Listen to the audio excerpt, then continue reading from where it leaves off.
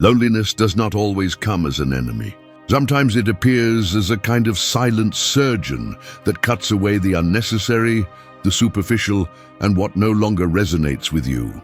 It tears you away from places where you pretended to belong, from groups where your voice was not heard, and from bonds that existed only out of habit. It's an operation without anesthesia, but also the beginning of your true freedom.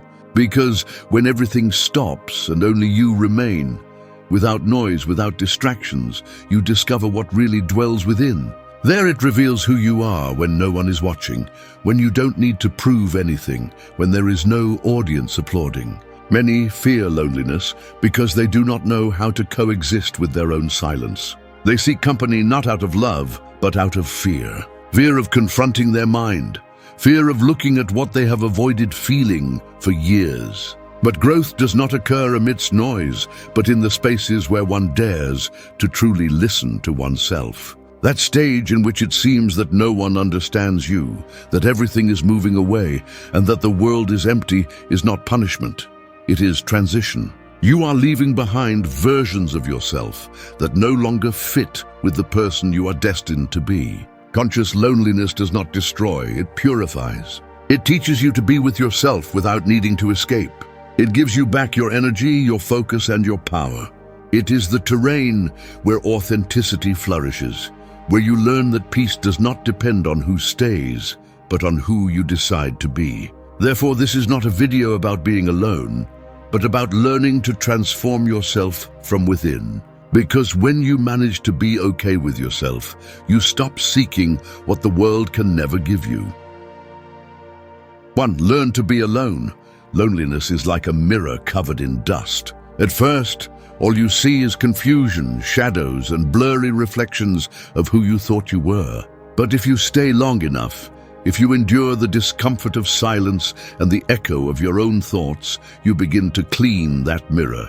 And there appears your real face. Not the one you show to others, not the one you try to fit in, but the one that has been patiently waiting to be seen by you. Being alone does not mean being empty. It means having the courage to face your own reflection without running away. Most people fill their lives with noise, distractions, soulless conversations, because they cannot bear the weight of listening to themselves. They believe that loneliness is a punishment, but in reality, it is the fertile ground where inner strength is sown. When you learn to be alone, you understand that company is not a necessity, it is a choice. You begin to notice that many of the relationships you maintained were not out of affection, but out of habit. You discover that talking all the time is not communication, and that being surrounded does not mean connection. Silence stops scaring you, it becomes your ally. Because in silence, you find answers that no one else could give you. You learn to distinguish between the noise of the world and the voice of your conscience. And that voice, although sometimes harsh, is the only one that tells you the truth. The process is not comfortable. The mind will try to convince you that you need someone to feel complete, that loneliness is a sign of failure or rejection. But the more time you spend with yourself, the more you recognize that being alone is not being incomplete, but being under construction. In this stage, thoughts clear up, emotions sort themselves out, and wounds become teachers.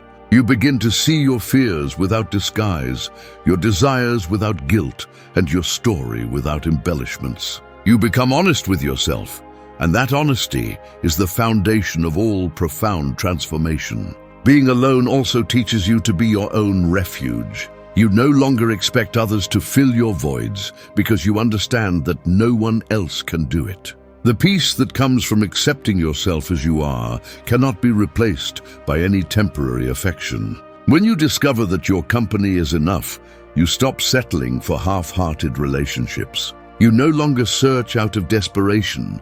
You choose from clarity. Loneliness becomes a teacher who doesn't shout at you, but teaches you with facts, that not everything that leaves was a loss, that not everything that arrives is a gain, and that sometimes the best thing you can do is stay still, breathe, and listen to yourself. Learning to be alone is not moving away from the world, it's coming back to you. It's building a solid relationship with who you will be for the rest of your life. When you manage to enjoy your own presence, you discover that loneliness is not a dark place, but a state of power. From there, your clarity, your focus, and your purpose are reborn.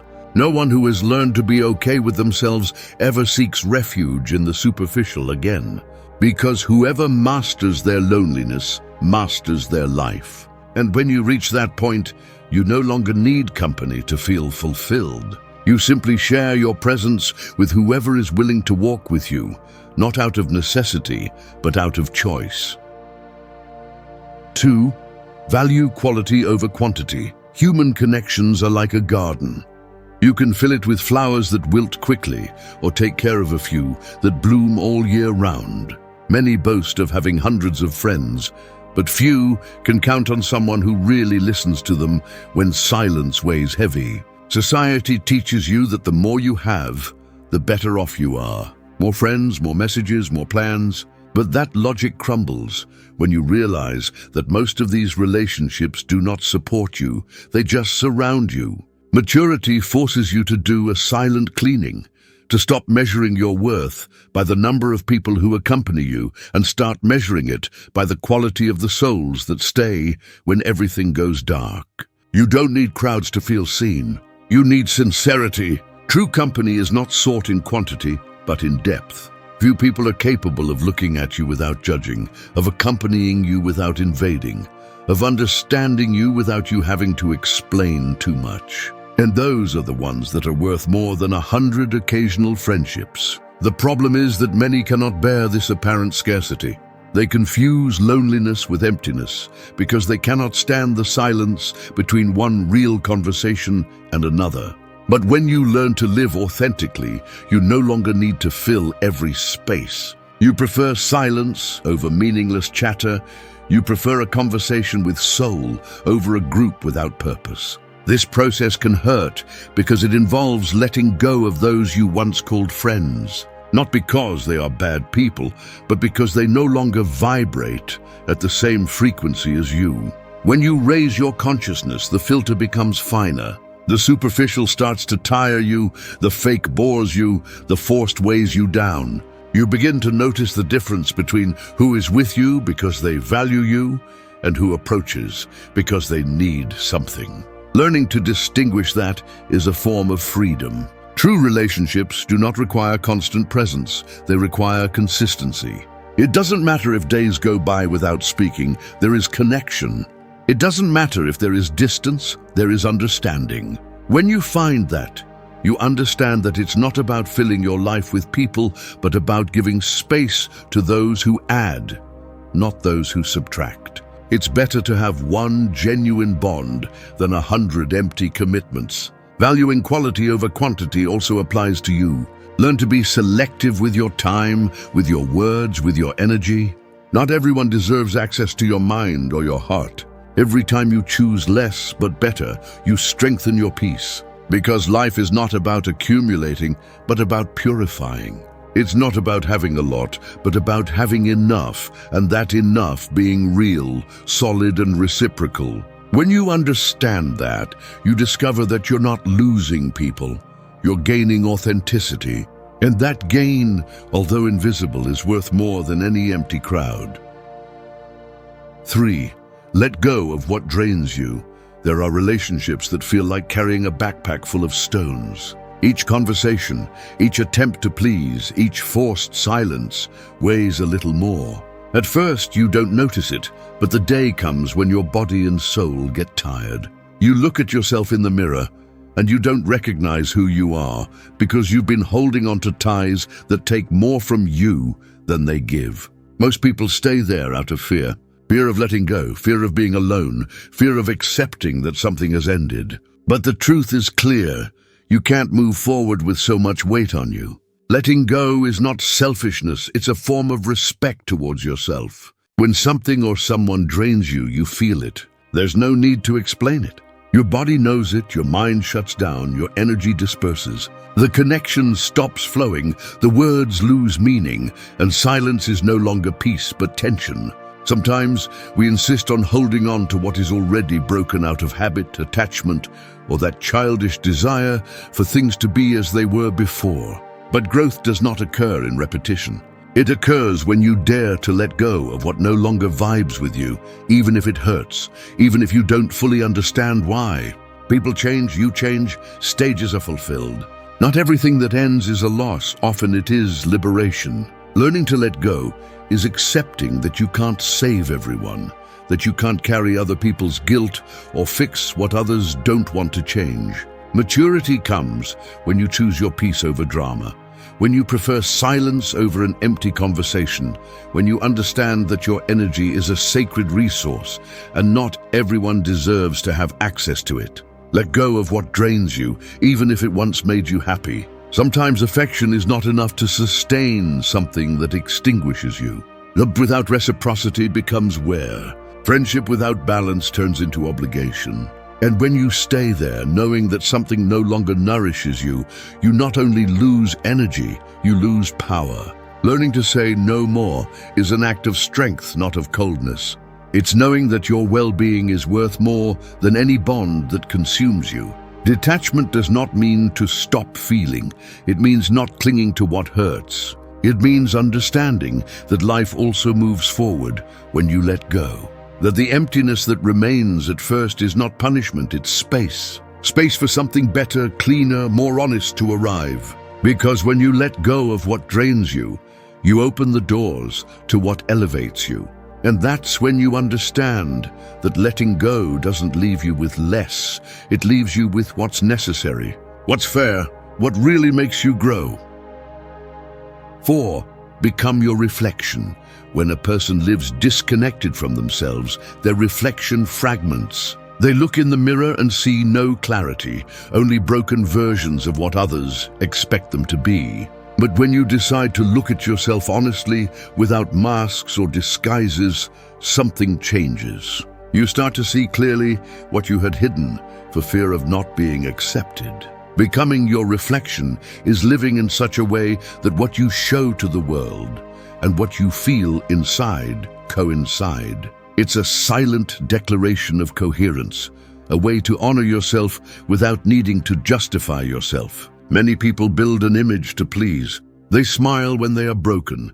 They give in when they want to say no. They adapt to groups where their essence does not fit. But there comes a point where the incongruity weighs more than loneliness. Pretending is tiring. Being someone you are not to maintain superficial ties ends up robbing you of peace. True growth comes when you dare to see yourself without adornments, when you accept what you are, even what you do not like, and decide to act from there. Not from the expectation of others, but from your authenticity. Becoming your reflection does not mean becoming perfect, but genuine.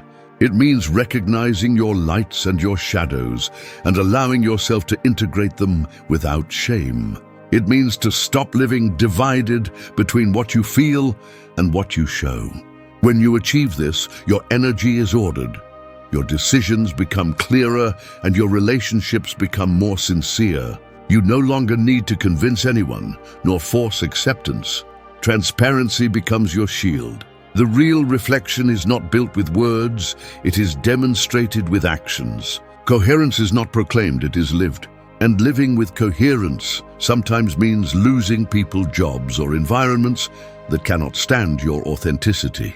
But what is lost by being true to oneself is never a real loss. What goes when you are true is what only existed when you pretended. And what remains is pure, stable, and sincere. Being your reflection is committing to the truth, even if it hurts. It's telling yourself the truth, even when no one is watching.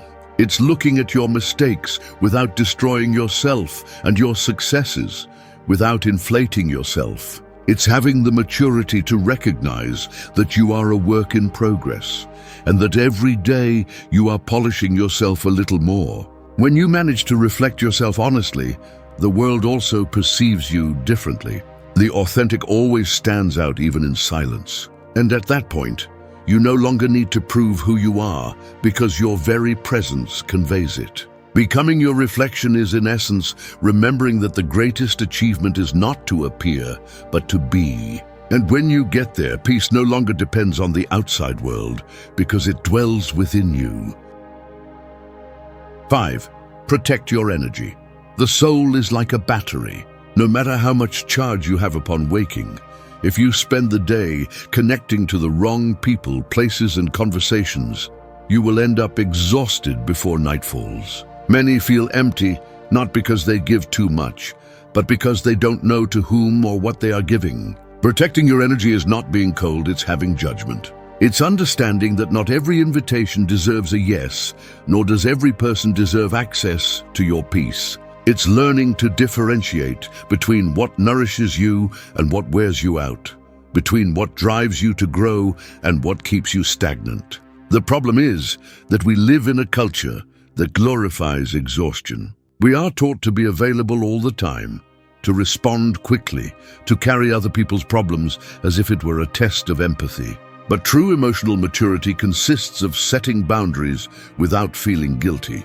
Every time you say no to something that drains you, you are saying yes to yourself. Every time you choose silence over unnecessary conflict, you are protecting your balance. It's not about building walls, but about learning to guard the door. Not everyone should enter. Energy seeps through details that seem insignificant: constant complaint, the need for approval, purposeless conversations, drama disguised as friendship. If you're not aware, you slowly become contaminated. And a tired soul cannot create, cannot enjoy, cannot see clearly. When you learn to protect your energy, you begin to take care of the invisible: your mind, your calm, your time. You understand that peace is not negotiated, it is preserved. You also learn that you are not obligated to explain your distance. Moving away does not make you selfish, it makes you conscious. Not everyone will understand your silence, and that's okay. Not everyone deserves access to your most vulnerable side. When someone or something starts to consume your peace, your task is not to resist more, but to withdraw in time. Life gets better when you choose to stop justifying what no longer vibes with you. Protecting your energy is recognizing that what you allow continues. It's understanding that every word you hear, every thought you accept, and every environment you choose directly influences your inner state. Therefore, decide wisely. Surround yourself with what inspires you, not what extinguishes you. Choose conversations that elevate you, not those that wear you out. Give without exhausting yourself, love without losing yourself, help without burdening yourself. Because when your energy is in balance, your mind clears, your presence strengthens, and your life begins to move towards peace. And that, although many do not understand it, is the most silent and powerful form of respect towards yourself.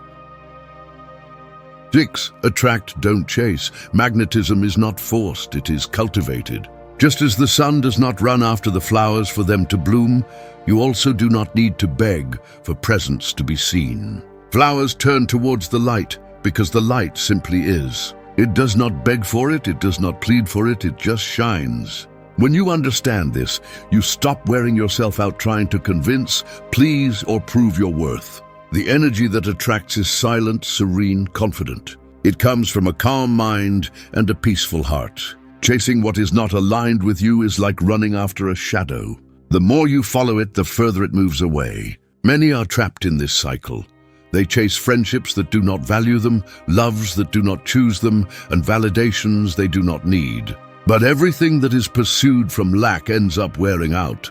True fulfillment comes when you stop insisting and start cultivating what makes you impossible to ignore. Not because you shout louder, but because your presence conveys balance, purpose, and authenticity. Attracting is not manipulating, it is staying in your center.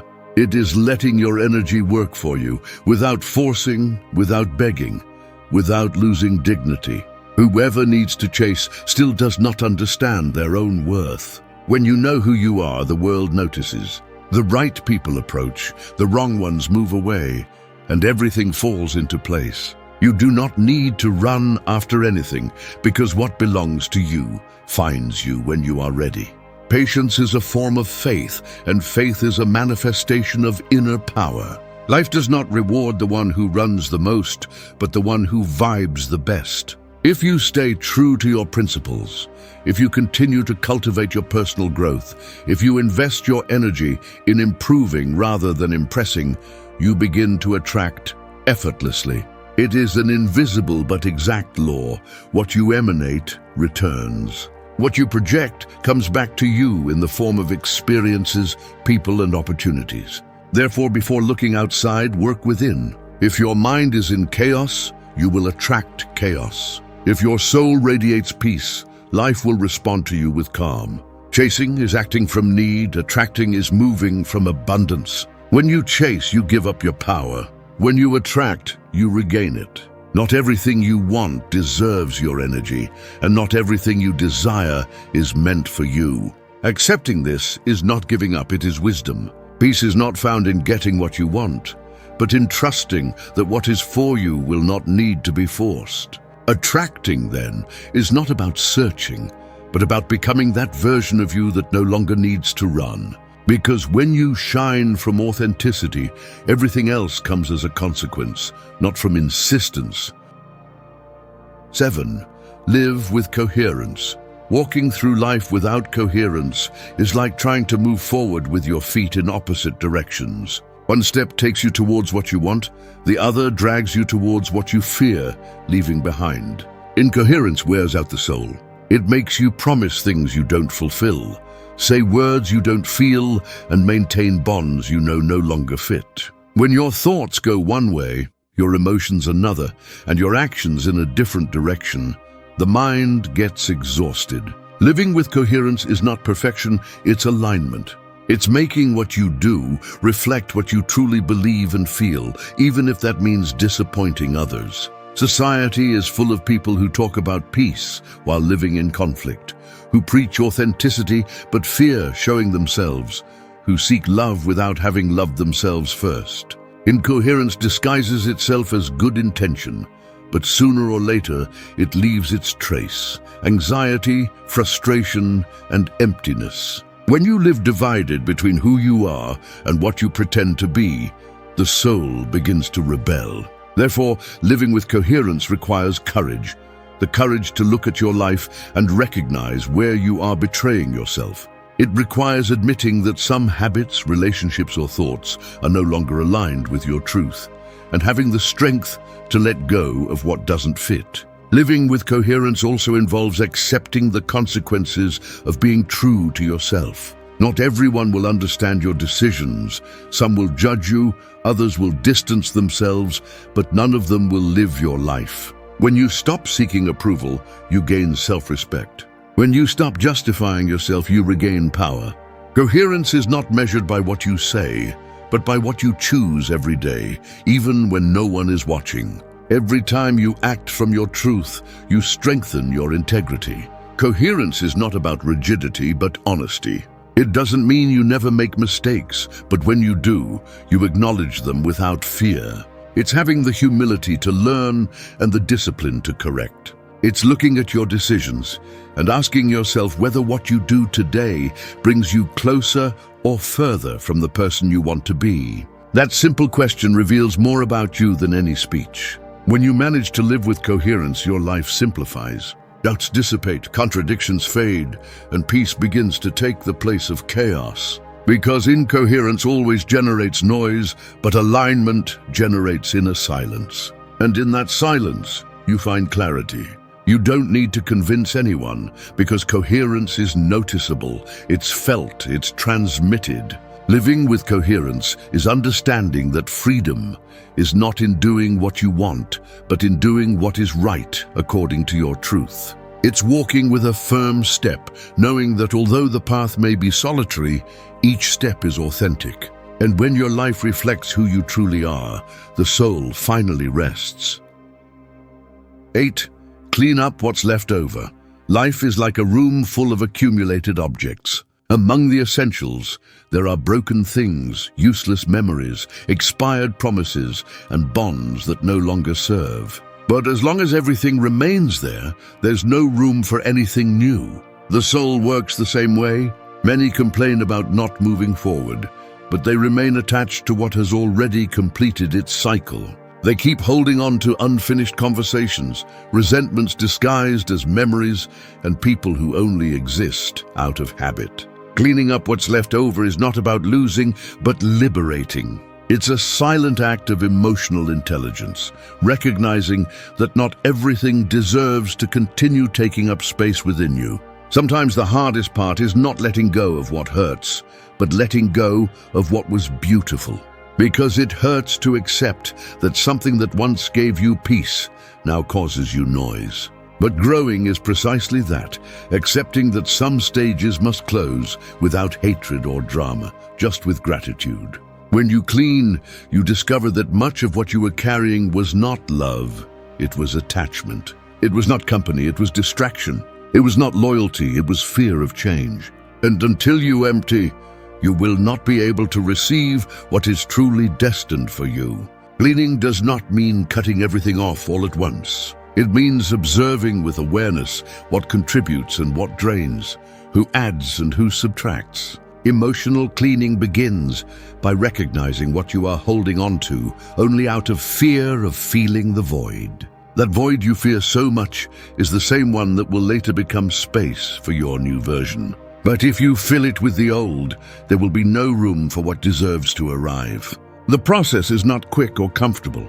There will be days when your mind will tell you that you're exaggerating, that maybe you could keep certain things, that you don't need to let go of everything.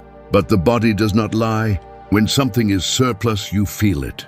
It steals your energy, enthusiasm, peace. Therefore, cleaning is not punishment, it's healing. Each thing you decide to let go of is a layer of noise that disappears. And when the noise is gone, you can hear what your inner self has been saying for a long time. There is a clarity that only comes after detachment. Suddenly you understand that you don't need so much, that the simple is enough, that the light is powerful. You learn not to collect people, nor memories, nor guilt. You learn to stay with what vibrates with you at this moment. The rest simply goes away. And not because you stop loving it, but because you no longer need it to be who you are. Cleaning up what's left over is at its core an act of self-love. It's deciding that your peace is worth more than your attachment, that your present is worth more than your past. When you finish that cleaning, life sorts itself out. Because authenticity does not need forced space, just a clean one where it can flourish. 9. Find peace in silence. Silence is like a calm lake. At first glance it seems empty, but if you get close enough, you discover it's full of life. The problem is that most never get close. They flee from silence as if it were a threat, because they fear what it might reveal.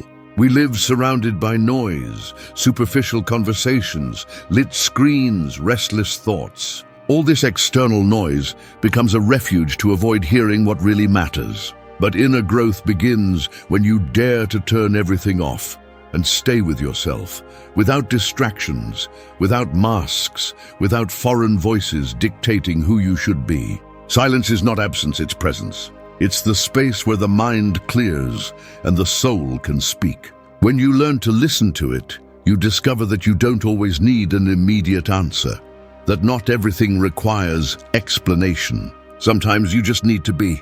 The peace that arises from silence is not passive, it's powerful. It teaches you to observe instead of reacting, to understand before judging, to breathe before responding. In that state, emotions stop controlling you, wounds lose strength, and clarity appears. Finding peace in silence is an act of bravery in an era that glorifies noise. It means disconnecting from the excess of stimuli and reconnecting with the essential. It's giving yourself permission to not be available all the time, to not respond to every message, to not fill every minute with distractions. In silence, you learn to truly know yourself without the influence of others. You discover what you really think, what you really feel, and what you really want. Silence also reveals what you've avoided. At first, it can be uncomfortable because it forces you to look inside. But only by facing that internal chaos can you sort it out. Each thought that arises in silence is an opportunity for understanding. You learn to identify your fears, your hidden desires, your insecurities. And instead of running away, you observe them calmly with compassion. Silence then becomes a patient teacher who doesn't judge, only shows. Inner peace is not found in remote places or extraordinary experiences. It's found in those moments where you decide to stay still and listen, where you choose not to respond to the noise of the world and instead pay attention to the beat of your own life. When you manage to feel comfortable in silence, you understand that you don't need so much to be okay. Because true strength is not in controlling everything external, but in maintaining serenity within you, even when the world screams. At that point, you discover something profound. Silence is not emptiness, it's fullness. It's the home you can always return to remember who you are and what you've become. 10. Choose relationships with purpose. There are bonds that feel like fire. They burn fast, dazzle, warm for a moment, but then only leave ashes. Others are like the firm wood of a tree. They grow slowly, withstand time, and provide shade when you need it most. Learning to distinguish between the two is a sign of emotional maturity. Most people do not choose their relationships. They simply allow them. They are carried away by habit, loneliness, or the need to feel accompanied. But when you understand your worth, you stop accepting any connection just to fill a void. You start to choose from awareness, from purpose, from reciprocity. Purposeful relationships are not measured by the amount of time shared, but by the impact they leave on your life. They push you to grow, remind you of your essence, and do not demand that you stop being you to fit in. They are built on respect, balanced energy, and authenticity. They do not seek to possess, but to accompany. They do not impose, they inspire. On the other hand, purposeless relationships are like an emotional maze. You get lost trying to understand. You justify the unjustifiable, and you end up exhausted, trying to maintain something that does not progress. Choosing relationships with purpose implies having the courage to say no to what does not vibe with you.